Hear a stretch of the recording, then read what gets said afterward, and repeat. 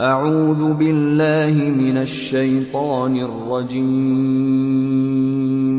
بسم الله الرحمن الرحيم. Go on. I should tell you a literary, I don't know what else to call it. It's just a gem of Allah's speech in the Quran. So Allah talks about walking a lot. And He talks about strolling, walking, rushing, running, racing, running for your life, desperately just moving as fast as you can for survival. And all of these, if you notice the words I just used in English, are varying degrees of intensity. A stroll is casual, a walk is perhaps more purposeful, rushing suggests that you have a sense of urgency, but or like lightly running. Lightly running is some sense of urgency. Rushing or racing is more intense than that. And then running for your life is like you've never run like that before. But notice how it's used. Siru fil ard. Casually stroll in the land. Be relaxed on the earth. This is actually just to take it all in, right? Take it all in. Famshu fi manakibiha here wa kulu min rizqihi, for the pursuit of rizq, which is more. What is rizq, by the way? Sustenance. So go into its depths of the earth and eat from its provision. Eat from what it provides you. In other words, now you're going to go for purpose of what? Work. Explore a business opportunity, explore work opportunity, go into different places and find what kind of rizq you can find. Literally, what kind of fruits you can eat and what kind of produce you can eat, but also what kind of job you can get. Kulu min rizqihi. That's mashi. Jum'ah time comes, he says, فَسَعَوْا إِلَىٰ ذِكْرِ اللَّهِ. When it comes to remembering Allah, you shouldn't just walk. And don't just stroll. Rush. Rush a little bit. Make some effort. Run. Sa'a actually means to rush into something. And to make effort to get somewhere. From sa'i. وَسَعَى لَهَا سَعْيَهَا, Quran says. So it's a little more intense. Then he says, سَارِعُوا إِلَى مَغْفِرَةٍ مِّن رَبِّكُمْ. Rush as much as you can, rush against each other to get forgiveness. And then he goes even further sometimes and intensifies it and says, سَابِقُوا إِلَى مَغْفِرَةٍ مِّن رَبِّكُمْ. Beat each other to the finish line to get forgiveness from your master. So we started with strolling and the goal for strolling was just to enjoy the earth. The rizq was walk. Jumu'ah, which is good for your deen and good for your dunya. What does he say? Rush. Then race. Race for what? Forgiveness. Forgiveness. There's one left. Run for your life. فَفِرُّوا إِلَى اللَّهِ.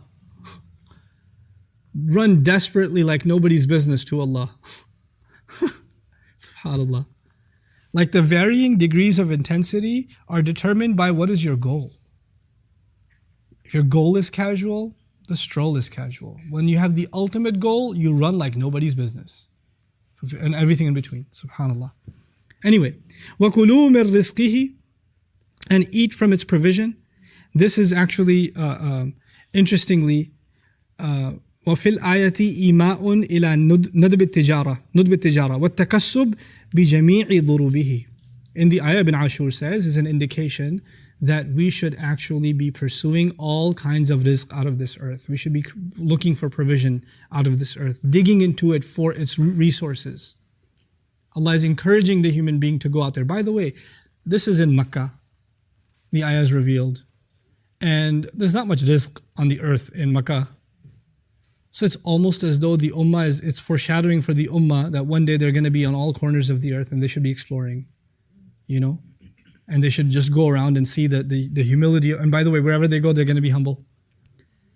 Because the earth will always remind them of their humility. And what makes you humble, more humble than being provided for? Kulu min rizqihi. The other thing that I really like about this ayah is Allah subdued what we could never have subdued. No matter what technology we have, what money we have, we can't stop an earthquake, right? And had it not been, and no matter what we do, we cannot produce rain. We can't produce life on this earth. Allah gave that life. So our rizq, our provision, our sustenance on this earth, and the stability that we enjoy on this earth is entirely done by Allah. And the conclusion of it is, فَامْشُوا فِي مَنَاكِبِهَا وَكُلُوا مِن رِزْقِهِ. Go into its different crevices, corners, go all over this earth and eat from its provision. The hard part has already been done by Allah. The really hard part was calming this earth down and providing all kinds of rizq on this earth. And by the way, it's his rizq. Min rizqihi, meaning rizq that he wanted to dedicate to you. Like he attributed it to himself. Every time you eat an apple, you say, this is rizqullah. This is something he dedicated for me. Like it's attributed directly to Allah. It's awesome. And you know, from a balagha point of view, birizqim minhu, as opposed to birizqihi. The birizqim minhu, provision that comes from him. As opposed to rizqihi, his provision. Now his provision and provision that comes from him are roughly the same, but grammatically one's an idafa, and an idafa is inseparable. So your rizq should be inseparable from your remembrance of Allah. Like rizqihi. And wa ilayhi nushur. You know? So what I was going to say is the hard part's already done by Allah. And He's already taken the job of rizq for Himself. It's not rizqi, it's rizqihi. So what are you so worried about? It'll come. Just be humble and it'll come. He'll furnish. Look, he made the earth sprout after it became humble. So how much can you blossom after you become humble? You know? So now beyond that, he says, وَإِلَيْهِ النُّشُورِ. And what an incredible conclusion to this passage. وَإِلَيْهِ النُّشُورِ. It's commonly translated to him as the return. The problem is, it's not ruju' and it's not auda and it's not al-ba'ath. There's lots of words in the Arabic language for return. Nashr happens to not be one of them. Nushur is not one of them. But for convenience, we say, قَدْ يَعْنِي الرُّجُوع. It probably means going back to him. Or yar, if he meant to say go back to him, he would have said go back to him. He's pretty good at speaking. He can speak for himself. We don't have to give him synonyms for what he means. Oh, he said this, but what he means is that.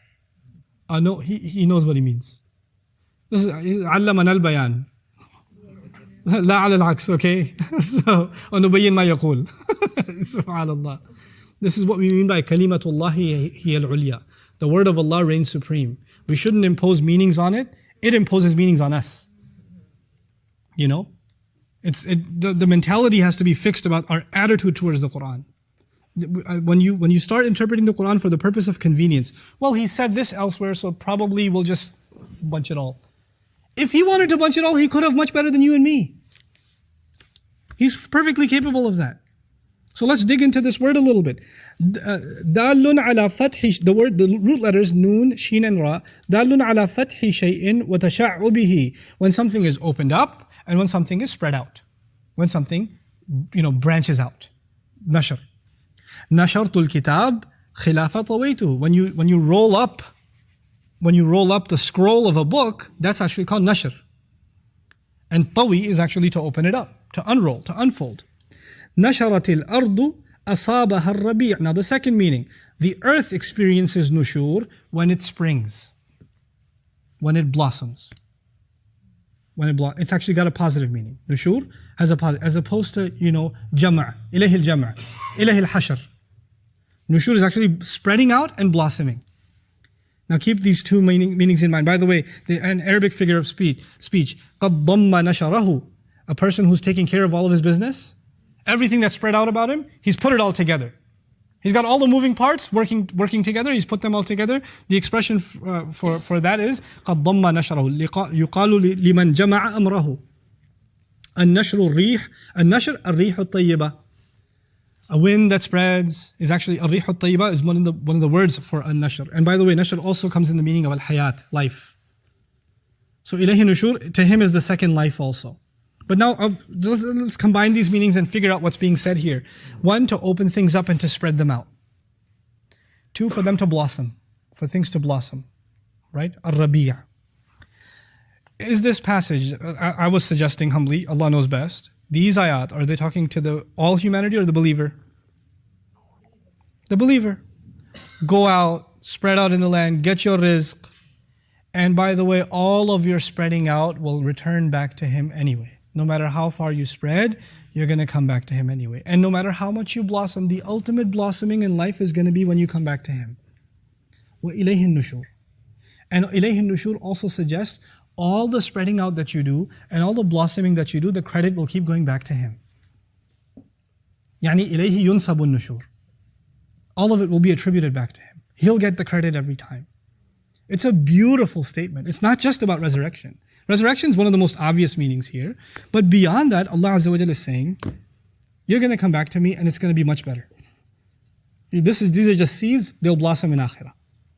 They'll blossom in akhirah. What a passage. Now this was a long passage. I want to leave you with what I find the most epic part of this passage. How it's organized. Oof. So cool. Listen carefully, okay? Freshen your minds, listen carefully. I need you to keep up with this. First ayah. وَلَقَدْ زَيَّنَّا السَّمَاءَ الدُّنْيَا بِمَصَابِيحَ وَجَعَلْنَاهَا رُجُومًا لِلشَّيَاطِينَ. Okay. We opened up this, we beautified the what? Beautified the sky. We beautified the sky. Last ayah of this passage. هُوَ الَّذِي جَعَلَ لَكُمُ الْأَرْضَ ذَلُولًا. The earth. The sky has been beautified, the earth has been humbled. Right? You understand that there's an open and close between the skies and the earth? I told you this entire surah will be a play between sky and earth, sky and earth, sky and earth. Okay, check it out. The sky is much bigger than the earth, yes? And by the way, I told you also there's an interplay between style and substance. The sky was described with style, زَيَّنَّا. The earth with substance, فَامْشُوا فِي مَنَاكِبِهَا وَكُلُوا مِن رِزْقِهِ. Eat its sustenance. Now the next part of it. The sky is way bigger than the earth. Who tries to roam around in the sky freely? Shayateen. Are they allowed to roam around freely or do they have restricted movement? Despite the sky being massive, جَعَلْنَاهَا رُجُومًا لِلشَّيَاطِينَ. They can't just go wherever they want. Their movement is restricted. On the contrast, you believer are on the earth and it's been humbled for you. Do you have restricted movement? Quite the contrary. فَامْشُوا فِي مَنَاكِبِهَا وَكُلُوا مِن رِزْقِهِ. How does he do that? And then, okay. The rizq of this world. Give me some examples. Fruits, water, drinks, milk, honey. Are these things a preview for what is to come in where? Keep that thought in your mind. These things are a preview of what is to come in Jannah. Okay. Let's go back up to the sky. First ayah. The sky has been made rujuman lishayateen. Things that are cast, like stones cast at devils. They are made of fire. Those stones that are cast at them are made of fire. When someone's being hit with fire, what is that a preview of? So that ayah says that they are getting a preview of Jahannam and they're going to end up there anyway. جَعَلْنَاهَا رُجُومًا لِلشَّيَاطِينَ وَأَعْتَدْنَا لَهُمْ عَذَابَ السَّعِيرِ. So the preview followed by the full scale. And by the way, the skies will give you a preview of hell and the disbelievers will end up there also. Which is why the next passage is hellfire. So the skies, some part of it serves as a preview of hellfire, followed by an elaborate description of hellfire. On the flip side of it is the believer, who is going to get what from Allah? Ajrun kabir, Jannah. Lahum maghfiratun wa ajrun kabir. But if you want a preview of Jannah, where is the preview of Jannah? فَامْشُوا فِي مَنَاكِبِهَا وَكُلُوا مِن رِزْقِهِ. And the full blossoming will happen back with him. وَإِلَيْهِ النُّشُورِ. So the beginning and end of this passage is the skies and the earth, both serving as a preview. The sky serving in this passage as a preview of hell, and the earth serving as a preview of heaven. And the preview of the sky followed immediately by what it previews, hellfire. And the preview of the earth, Jannah, preceded right immediately before it, the description of Jannah, subhanallah. And that's how this passage just forms this perfect symmetry. This perfect symmetry, subhanallah. So with that, inshallah ta'ala, I'll give you your next break. Barakallahu li wa lakum. Wassalamu alaikum wa rahmatullahi wa barakatuh.